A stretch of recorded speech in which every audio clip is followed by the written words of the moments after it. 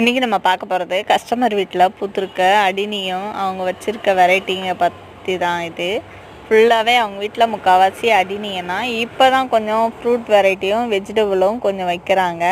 அதுக்கு முன்னாடி எப்போவுமே பூ இருக்கணும் அப்படின்றதுக்காக அடினியமும் போகன்வில்லாவும் மட்டும் வச்சுட்டு இருந்தாங்க. அதுக்கு முன்னாடி ரோஸ் எல்லாம் ட்ரை பண்ணியிருக்காங்க.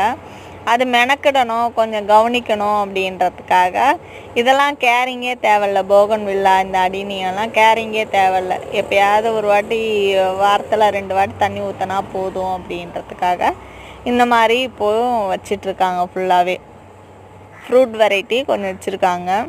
பாருங்கள், எல்லா கலருமே வச்சுருக்காங்க. இதில் ரேரான கலர்லாம் நிறைய முக்கால்வாசி என்கிட்ட தான் வாங்கினாங்க. கால்வாசி தான் அவங்க வேறு எங்கேயோ வாங்கியிருக்காங்க. அவங்க கிட்டத்தட்ட 4 வருஷமாக நம்மகிட்ட பிளான்ட்டு வாங்கிட்டுருக்காங்க.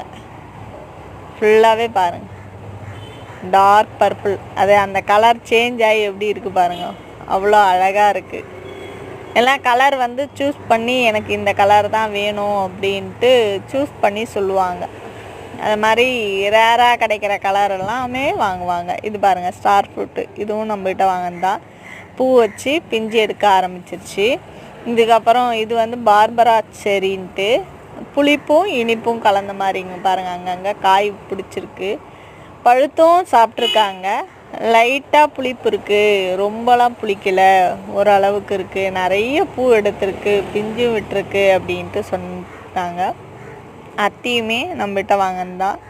எல்லா ஃப்ரூட் வெரைட்டியுமே வச்சுருக்கேன். உங்களுக்கு தேவைப்பட்டதுன்னா இந்த சரௌண்டிங்கில் இருக்கீங்கன்னா வாங்கிக்கோங்க. பிடிச்சிருந்தால் லைக் பண்ணுங்கள், ஷேர் பண்ணுங்கள், சப்ஸ்கிரைப் பண்ணிக்கோங்க.